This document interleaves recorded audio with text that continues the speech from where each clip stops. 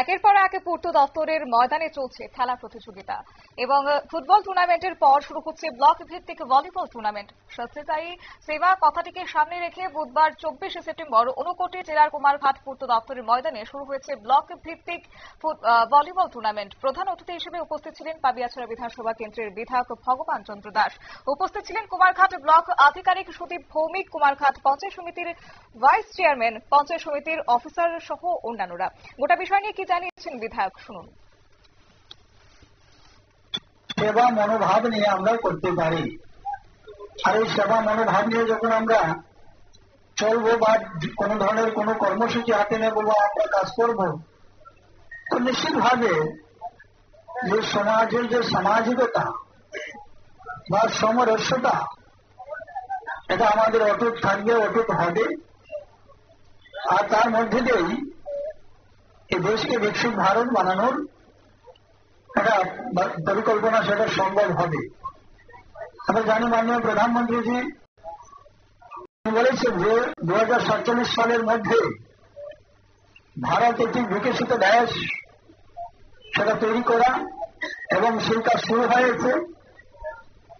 এবং অবশ্যই 2047 সালের মধ্যে বিশ্বের দরবারে ভারত একটা উন্নত দেশ হিসাবে তার পরিচিতি লাভ করবে এবং নিঃসন্দেহে সেটা আমরা বলতে পারি।